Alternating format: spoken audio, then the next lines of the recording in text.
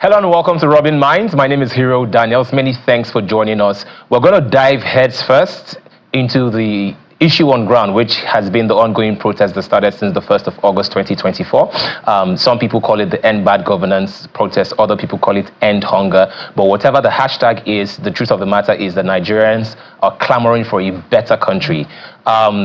Exactly by 7 a.m. this morning, the President of the Federal Republic of Nigeria, President Ahmed Bola Tinubu, addressed the nation, where he stated what the government was doing to make sure that the requests and the demands of people, the common Nigerians, are being met. And he also sort of talked about the policies that have been implemented, and he took credit for removal of subsidy and the implication that it's having on the economy. And he also sort of urged a lot of people to just stop the ongoing protest. So we're going to dissect not just the ongoing protest, but also dissect the president's speech. And to talk about end bad governance, what do Nigerians want? I have in the studio an activist and citizen who has been very, very vocal in the course of this protest, Just Adetun Ono Jabi. Welcome to the program. Thank you. Also joining us is a lawyer and human rights activist, Festus Ogun. Welcome to the program. Thank you very much for having me. Okay, so let's dive head straight in. Adetun, you have been very, very vocal, from the 2023 elections, up until even yesterday, and we've seen a couple of videos on social media where you were protesting with other protesters and also having a sort of debacle with the military because of what happened close to the toll gate and everything. What do you make of the ongoing protest before we talk about how the president is addressing it? Thank you very much for that question. So the only thing I can make out of this ongoing protest is this is exactly where the government has pushed us to. This is exactly what we need to do now. If we have to keep quiet for the government to keep doing their own thing, by the time we wake up, definitely more things would have been completely messed up. So what is expected of the citizens of Nigeria to do is exactly what they're doing. Apart from the fact that it's their fundamental right, they also have to be a check on the government. Government is not seeing a lot of things, and the citizens are the ones bearing the pain and the consequences of their negligence. So people have come out to speak that there's problem in the land, and obviously they've done the right thing. Thumbs up to everybody who came out. They did the best thing to do. So I also did notice that you are also clamoring for the support of the president, and you are pushing the blame to the people surrounding him. So do you believe that his team are not necessarily efficient and he should change his team? The next thing that Asiwaju Bola Ahmed Tinubu should do now, first of all, let me give him that credit, accepting responsibility that he is aware that we are suffering, and not only accepting that responsibility in the past 1 year. His Excellency, sir, you have to accept the responsibility for the past 8 years plus this one, making 9 years, because he openly told us that he brought Buhari. So accept whatever thing or whatever failure Buhari caused this government, and accept 1 year, making 9 years. The fact that he has accepted that is fine for me. Now, what was that question again? Sorry. You categorically stated that the president must not fail. There's no way he would fail, because we are definitely, this country is on a nosedive, and this is definitely our last chance.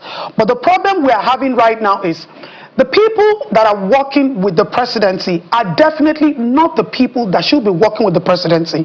Nigeria is not Lagos. Nigeria is not about so person was loyal to me, I'm trying to compensate this person with some specific positions.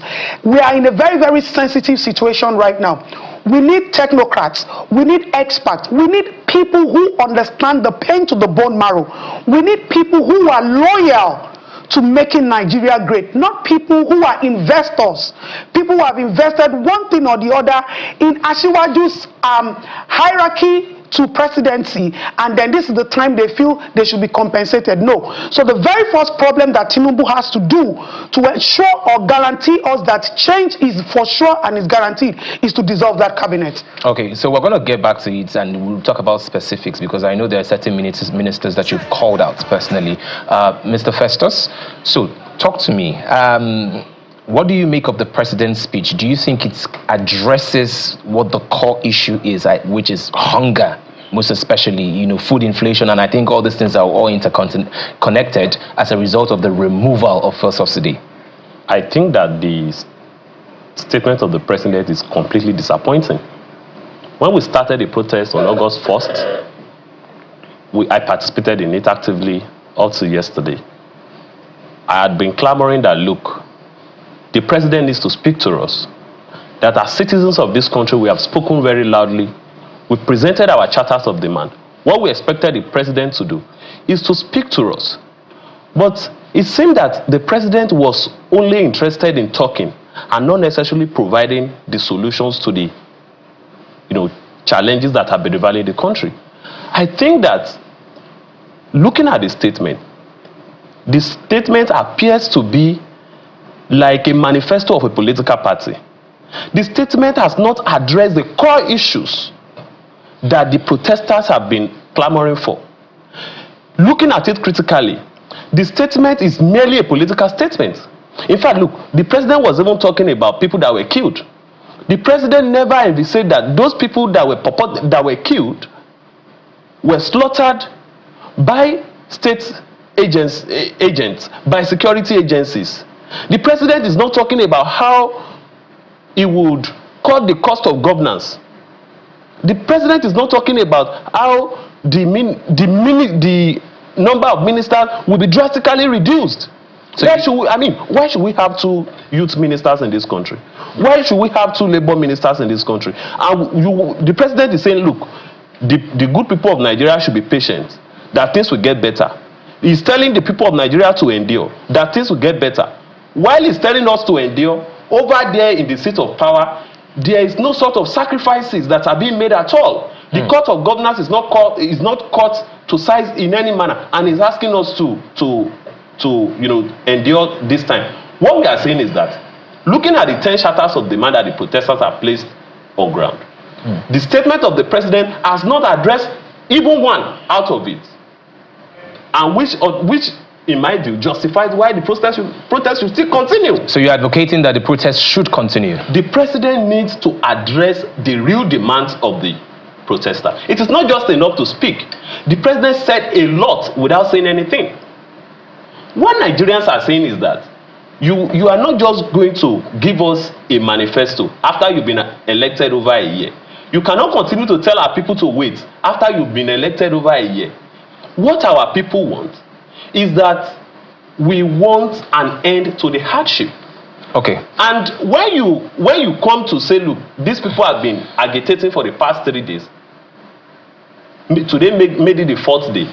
The president came this morning. I was expecting, in good conscience, if the president has made some pronouncement that clearly addresses the issues that are being agitated for on the streets, I would have backed down from the struggle, at least for now. So what you're basically saying is that there was no real concession, because he did list out... It was a political statement. It was like a manifesto of a political party. There were some very strong points that he made, in the area of like debt servicing, where usually we use up to 97% to service debt, and now it's down to 68%. He also made mention of the fact that the people that were benefiting from the fuel subsidy and all of those leakages have now been blocked, which now doubled the revenue they collected, in 2024 as opposed to 2023. He also talked about the student loans and, the students that can now access money and, education sort of taking the next level with that. There were certain points. But what you're trying to say is that he did not make any real concession. So what would be a real concession to you? What do you expect the president to say in the next few days? What is the real concession for the everyday Nigerian? The people of Nigeria are saying that we have a high level of inflation in the country. An average Nigerian can barely afford the daily bread. It is not just enough to make statements. It is not just enough to say, look, we have programs, we are sharing money to people. So in specific terms, what do you want the president to do? Just 2 things. We want the removal, we want the subsidy to return. Because the problem is not the subsidy. We have to get it clear. The problem is not the subsidy. The problem is the corruption that bedeviled the subsidy arrangement. The subsidy, in my view, is not the problem. So you want subsidy back? I want it back. Okay. We want the fuel price to return to normal, to where it was before the president came in. These are one out of just the 10 demands that the protesters have made. And out of all the demands, the president in his speech has not successfully addressed one. Okay. All we have been seeing is promises upon promises, like a manifesto. It's not just working for me. All right, Adetun, taking off from what he just talked about, he did mention, I think at some point he said that the government should cut down costs. I want to pick up from what you also said when you said that you don't think the president has a supporting team, ministers. I know that you particularly called out the minister of the FCT, Nyesom Wike. You did say that he got to that position simply because he delivered his constituency, and that is why he is there. However, you are not exactly a fan of Minister Wike. So are you saying that there are certain ministers that should not be in President Tinubu's cabinet? Oh, obviously there are certain ministers who shouldn't be there. Let me address the issue of Wike. Wike might be functional, Wike might be working, but for me, I want to make everybody understand that these people are servants serving us, and we are the leaders of tomorrow, and then we are the ones they're doing everything for. So if you want to approach us, let there be some level of humility, let there be some level of connection, let there be some level of respect. Wike, you cannot continue to be arrogant on the people that you are serving. You cannot serve us our rights with a level of arrogance. And for the people who are in the cabinet, for crying out loud, Minister of Youth, for example, one of the problems that I have as a citizen is the fact that there is moral decadence in our society. Our youths are not being engaged. The ones who are educated don't have jobs. They have taken the baton, breaking the chain of poverty into their own hands. They have started to look for every form and avenue to make money. What is the Minister of Youth doing, for example? What has she ever said? What have they brought to the table to solve this problem? Because we cannot be talking about infrastructure, and definitely our children are becoming prostitutes, drug addicts. Our musicians are in their own lane, making their money, doing their own thing, but they are negatively influencing children that should concentrate on their education and breaking the yoke of poverty. So for me, the people in Asiwaju's cabinet are definitely not the kind of people this country needs now. Okonjo-Iweala is abroad making Nigeria proud. Akinwumi is on the international field making Nigeria proud. And then my father is in the country compensating people who have worked with him for the past 20 years, 30 years, and invested in him getting into presidency. We are talking that we need experts. This is a theater. Nigeria needs surgery. We are talking about bringing experts into the theater and let us fix this problem. And you are telling me to go and bring my family member to come and be soothing the pain? No, we don't need people to soothe the pain. We need to tear this country apart, dissect it, find the figures of the problem and address it. Let this country heal. Nigeria is deep rotting and we need to dig it to the root and let it heal. Asiwaju is not the cause of our problem. Asiwaju inherited the problem. Asiwaju also contributed to the problem by bringing Buhari. So everything plus the deep-rooted, rotten one, plus the one he inherited, plus the one he claimed that he could fix by going for the president, everything is on his head. He has to fix it. All right. I just want to quickly take the opinion of a legal practitioner that is joining us from our Abuja studio, Mustafa Ibrahim Mustafa. Welcome to the program. So, thank you very much. I'm sure that you've been... Good afternoon. I'm sure that you've been following the conversation so far. We're talking about the ongoing protest and what the president and his team is doing to make sure that the protest does not continue and Nigerians are happy. I just want to put it to you. What do you think the government has to do when it comes to their exorbitant spending? Because I think that's one of the critical issues that is aggravating Nigerians. Nigerians feel like we cannot bear the brunt of a full subsidy and the aftermath and the implication of the economy, yet the people in government are, living lavishly. So would you recommend a cut down on government expenditure? Obviously, yes. The whole issue that emanated that led to the issue of protests is not just a cry for help. It is also a call for action from all stakeholders, especially the people in the government. What the citizens want is just the basics. When you look at the Human Development Index currently, Nigeria is running at 40% poverty line. We need to look into the action plans. What does the government have so that the people will not just be head crying around? Because the issues are complex in Nigeria. We stand at crossroads whereby every decision we take today will determine our future tomorrow. Well in line, the federal government needs to cut its costs due to the fact that when a country is faced with a kind of economic crisis, you look at the regional instability amidst the fact that fuel subsidy has been removed. Well, the issues from the side of the government is straight to the fact that there is need to curb excess spendings and to also revamp the finance into the country. But however, the country must measure in line with the stakes of the people. What will be the impact on the people? I think the line is not properly drawn by the presidency, and that is the reason why I talked about action plan that needs to be transparent. There needs to be, people need to see the responsibility from the side of the government. When you have this kind of issues facing the dynamics of the country, inflation, when you look at the impact of the Naira devaluation, you can see that the short-term impact is hitting on our very fabric of our society. You can see protests, counter-protests, you can see accusations and counter-accusations. A lot of people have opinions to say, but however, we must look at the underlying issues.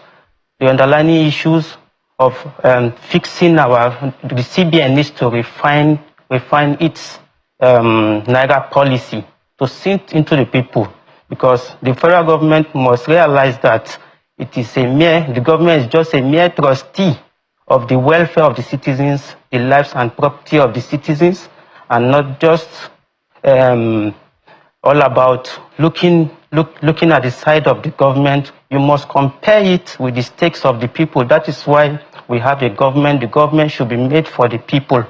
That is just one of it. So when you look at the expenditure of just a moment there, Mustafa. The issue of cutting down cost.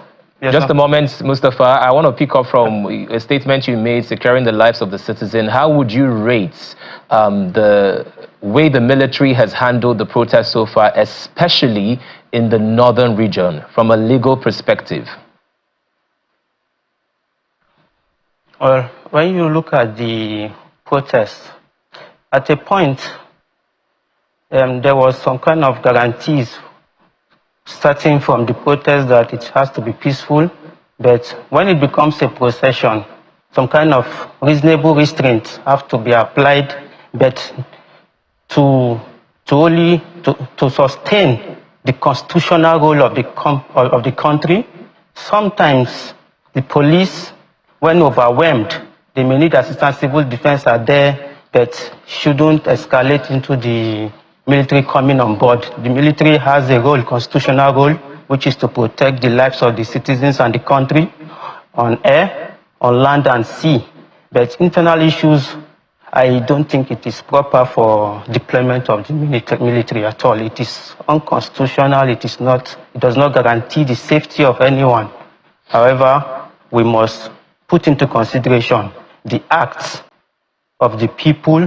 We must exercise caution. The people must exercise responsibility also.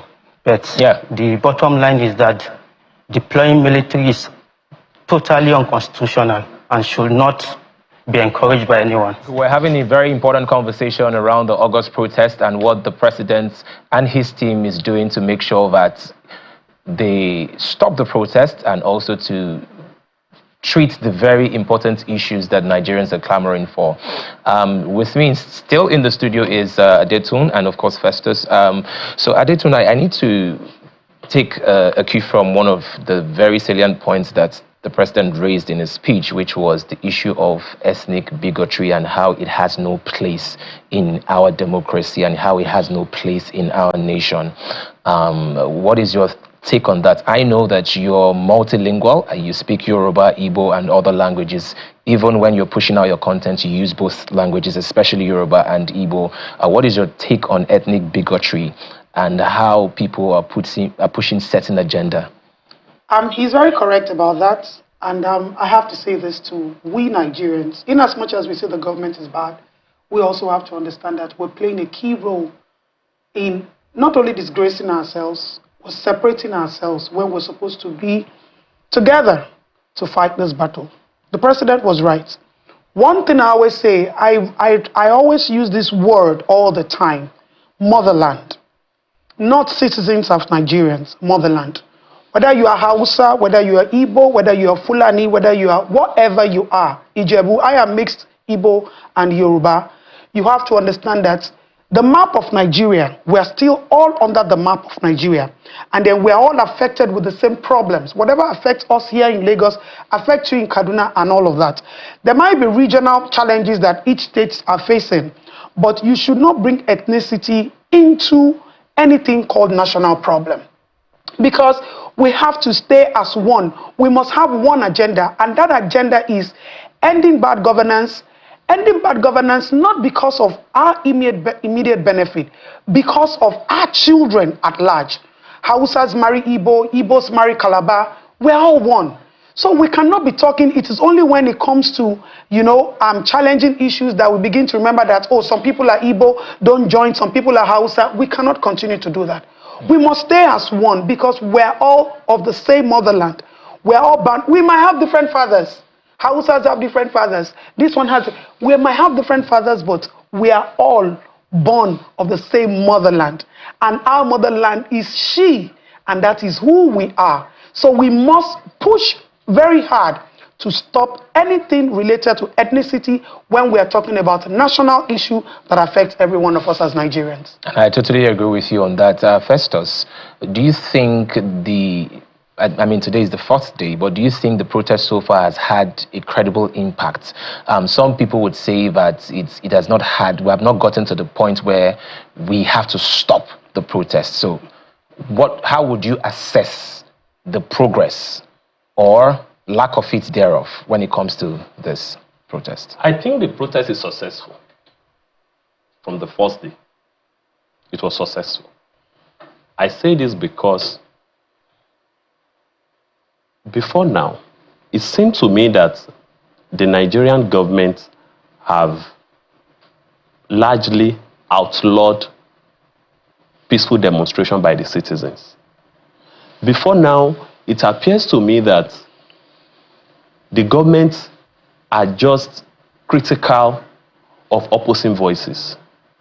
And when citizens are out on the street to say that they are not satisfied with the way and manner the government is running, it doesn't mean they hate the leadership of the country. That should not be leading to tribal sentiment or religious sentiment. It doesn't mean that I do not want President Tinubu to be my president. It simply means that I want my country to be better as it affects me. And despite the old threats from the authorities, including the traditional rulers, including the police, the military, the young Nigerian people were still on the streets and still asserted that right to peaceful demonstration. I think that alone is enough success as far as I'm concerned, because their voice were heard and the president answered, even though the answer the president gave is not the answer we really wanted. But I mean, our voice were heard, despite all means to suppress the voice of our people still marched on the streets in their numbers. And that is to tell you that despite the fact that the leadership of our country have taken our people for granted for too long, our people are now getting to understand that they have that power to hold the government accountable. And for me, I feel satisfied. And I feel comforted that, look, we are progressing as a people. Yeah, I can say Adetu wants to add to that. Adding to what you said, yes, I will say this is the most successful protest we've had. Ask me why. Why? There's a video that came up on the social media one time when the president said he doesn't listen to what they say on social media. They're always insulting him and he's not bothered. Very well. Now, even before we came out on the streets, they already heard that we wanted to do a protest. And normally, a lot of people always say, I am close to the government, which is very true. But one thing I take from my father-in-laws and the leaders are, don't worry, when they finish shouting, they will keep quiet. But this time around, they didn't even want anybody to shout. So they heard, upon arrival of the information, did anybody write letters to the federal government that they were going to do a protest? If we had written letters, the letters would have taken months. Secretary would have taken it and kept it. But the same social media where they don't listen to us, where they ignore us and tell them, let them keep shouting. They only heard that there's going to be protest. They almost even went to bring our forefathers, all the obas, everybody they brought, traditional rulers. I was invited by the Commissioner of Police to the stakeholders meeting, and then they were discussing about telling the citizens not to protest, you know. In fact, when I got there, the kind of stuff that I saw, calabash, traditional rulers came with off as if that was the day of the protest, which was not. So for me, I would say that this is the most successful protest because they could not even afford to ignore the cry that there was going to be a protest. They attacked it immediately and they were pleading that citizens should not protest. But I respect Nigerians for what they did. They still understood that it is their fundamental right to speak. And they've made us understand that the only way we can speak and then they can hear us is hitting the streets. So that dialogue thing that they even said, where were we supposed to dialogue with them? You mean all these politicians that have private, their social media handles are private, you DM them, they don't respond. Some of them feel if you come to the house, you're coming to beg for rice and money. You know, so my question is, where are we supposed to meet? We see during elections and after election, all of them, their cards are tinted, they cannot pick your calls, they've changed the numbers and everything. So definitely, the only meeting point and the meeting line between the government and the citizens is definitely on the street. So how would you now, because the presidents did say that it is now time for us to embrace dialogue. Now, do you think they are ready? Because you did mention that before the protests, we couldn't dialogue, and the only way the citizens could get the attention of the government... It wasn't a business contract. We weren't stealing the property we were buying. Exactly. So now, do you think the government is open to dialogue, and who are the people that the youths and the people of Nigeria should send to dialogue with the government? In all fairness, it is still not a business transaction. The problems are visible, glaring, and clear. What are you dialoguing about? You want to dialogue with who? These problems are visible. The same way you people claim that you're working behind doors, you're doing a lot of paperwork, and we have not seen it. It's the same way this hunger too, we have not seen the paperwork that you are doing. So the only dialogue that can reach here is, let there be equitable distribution of foodstuffs. Now the president said that there are no more custom charges on foods. How are we so sure that people can go to Cotonou and bring rice or whatever, they are importing foods and there will be no charges and custom charges and all of that? So for me, there is still no reason for dialogue. We can respect the president and say, okay, let's not burn all the cards. We have this protest cards to play for the next 8 years. Now we've done 3 days and it is obvious that they know that it is not an authoritarian style of parenting anymore. This is co-parenting. The citizens want to know what is going on in government. The citizen wants to know how far you have gone. The citizen wants to understand, okay, whilst we are waiting, what are you going to give us as small chops to at least make us understand that, okay, cool down, pull up. You see, this generation, it is called Soros, okay? And when you hear this young musician sing, mi o gbokpo, I know you're waiting president, they talk, give them food.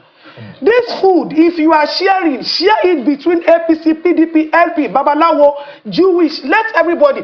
Because when the president says that they've given them food, these foods are channeled towards their political parties. And then other parties don't get it. Listen, you see these chiefs that you called for meeting, send foods to the Obas. Tell everybody, Ikate, go to your Obao, Ondo, go to your Obao. Give these foods to them. Call church members, all these pastors, give these food to them. Call NGO, non-governmental organizations. We are the most and widespread people that connect to the roots. Give these foods to them. You are giving this food that you still now give it to the same people in the political party, and some of them already have agenda against 2027. So they will use this same food and say, okay, let us give this food because these are the people that are going to vote for us. When you give palliative to politicians, we saw the woman who used our palliative to do birthday and she made photo shoot. So what is the difference? Sir, Your Excellency, if you want to give palliative, let them announce, let them drop a list, and then let these foods be shared. And as a matter of fact, CBN has our database. Unfortunately, I don't have a child who is a Nigerian citizen, and I know how my children get money from the government. They credit their account. These children have BVN. As a matter of fact, it is even faster. This our youth, they already have OPay and PAMPay. Put the money in the account. Don't send this money through anybody. Give CBN directive to credit this account. Then we can now say, okay, let us wait. Since our Messiah to fix this country, Jagaban is here, my father is here. Let us give him time. Let him continue to do the paperwork. He's a very intelligent man. But pending that time, waiting we see, give us what we hold our hunger. Now, to even make things more, to make it more pathetic, you see this government, these politicians, all they do is they share rice. We have minors, we have young children. I have never seen government give them pampers. I've never seen government give them infant formula. I've never seen government give them anything that can even make this our minors hold position. Our children, the rate of mortality is increasing, malnutrition is increasing. Our statistics are increasing on the international board. So our 1 year or 2 years are supposed to be eating rice. Sir, give them formula. There is Nestle in Nigeria. Let them give them formula. Even if they prepare pap, is it not milk they are going to put in the pap? So there are lots of issues that you raised here. I mean, and one of those very important issues is how the government should proceed with distribution. Equitable distribution of palliatives. But we're going to hold that thought because part of the president's speech also made mention of the fact that the state and the local governments now have access to higher funds. But we're going to get to that. The same local government you are talking about is still the same APC. So let them bring individual people, individual units, organizations in. Those are the kind of dialogues. Tell people if you have, you have a platform where we can distribute. So come on board. Let's hold that thought because we're going to address it. But we need to quickly speak to Mustafa as to what exactly is happening in the north. Mustafa, you know that it's very evident that the northern states, are protesting way more than other regions of the country. And there has been a lot of speculations as to what the true intentions are. And would you say that the level of protest in the north is a reflection of how they perceive the current president and his cabinet? Or is there more to it? Thank you very much. In my own opinion, from the northern's perspective of the whole issue of protest that has been erupting, there are underlying issues that have ravaged the north, even before the removal of fuel subsidy and the devaluation of Naira. That is why you can see the far-reaching consequences is on the north. The impact is high. You can see the educational sector, a lot of children, school dropouts. The vulnerability is very high in the north. You can see Kano, you can see Yobe State. There are a lot of issues that are underlying the north, even before the subsidy came into place. What is the action plan of the government? Let the people know what you want to do so that we can now know that, okay, like the issue of farming, we have more than 15 million arable farms in the north, but I don't think statistically we can account for up to 1 million farmlands that are arable under crop rotation. Look at the cost of fuel. A lot of people are not into irrigation farming anymore due to cost of fueling of their farmlands. Farm irrigation has almost ceased.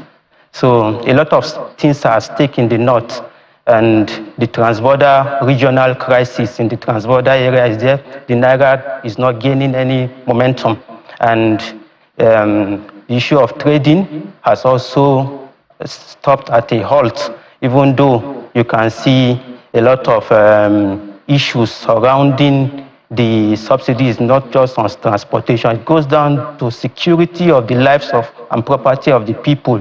People no longer feel safe. People want to see action plans. The government should bring something on board so that they can dialogue, so that they can have far-reaching an enabling environment. That is what the Constitution talks about. When the Constitution talks about the security of life and property, it's not talking about deploying policemen or military men to secure anybody's life and property. After all, it is the politicians that are overwhelming with this security architecture.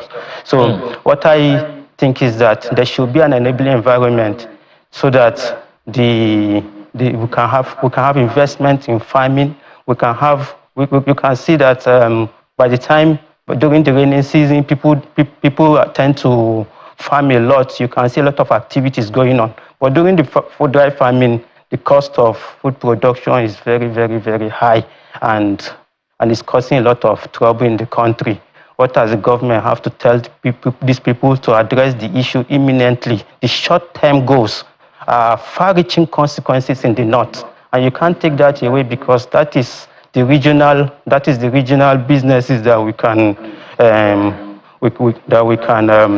try to leverage upon. So we're almost out of time. We're almost out of time. We also want to make sure that we don't just talk about the issues, but we also prefer the solution, because, I mean, platforms like this could also enhance this dialogue that we so desire. So what would be your, recommendation, short-term recommendation, something that the government should implement in latest 1 week, 2 weeks, 1 month, that will sort of address these issues that you just outlined? Thank you very much. The issue of local government autonomy will reach to the grassroots. That's an issue to applaud the government. You have to recognize that effort by the government to ensure that the state governors don't devour the Supreme Court judgment, so that we get to apply what we have on ground. Let the welfare of the citizens be taken care of. It's not about one man and his family, because there are some constitutional issues that has to do with immunity of state governors. What do the federal government have to do to ensure that the state governor don't take back what is going to the local government? And what is the government doing to ensure that the local government is also doing its part to ensure people get what they are deserving in terms of their welfare? These are things that already are on table. But you cannot talk about dialogue when the government is not bringing something to the table to be exploited. And looking at the dynamics in the north, the population is high, the stakes are high, the consequences are far-reaching. So the short-term goals, as I recommend, is this local government autonomy is something to applaud the government, but something has to be done. What should be done is what the government need to come and tell us. I don't have the solution, because corruption is a deep root. Thank you very much, Mustafa. State affairs. Nobody is holding. Yes. Yes, sir. Thank you very much. Sadly, we're out of time, but thank you so much for coming on the program. Thank you. And we have exactly 30 seconds each for our closing statement. So I'm going to start with you first, Ossi. What would you say? I think the government should immediately cut the cost of governance.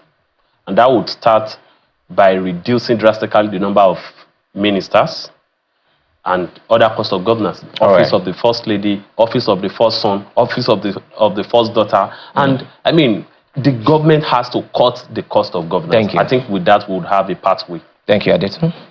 So, first of all, the government needs to... the government is not about Tinubu only. From the lowest, all local government councils, House of Assembly, governors, get closer to your people. Let them be more visible. The more they see you, the more patient they can become. And then also the cost of feeding. The First Lady is telling us to go and plant vegetables. Esma, one tata share is 200, 500 naira. What are we going to use to cook the vegetable? Are we going to be drinking smoothie for the next 6 months before the government is ready? The cost of food is keen and important right now, and they should make equitable distribution of this, because this food are already on ground. They should make it fast, direct, and connected to the common man on the street. And some of us can afford 3 square meals. These people cannot afford 3 square meals. But the consequences of neglecting them still budges down on every one of us at large. So the earlier the government understands that, let these government officials open up their handles and how to reach them. Open up for communication, open up for negotiation, open up for people who have intellects, who have ideas, and then they want to share with you so that this governance can be easy. Let it be available and let food be on the table whilst the government is working on the paperwork that they are doing. We're also waiting for the paperwork, but we need food to hold belly while the paperwork will be effective. All right, thank you very much. Thank you for coming on the program. We've had such a robust conversation, and we truly hope and we pray, and we also speak to the government directly. Let it not just be lip service. We need to see implementation of some of the things that you've already said that you would do. Don't just stand there teasing me. Now it's time to show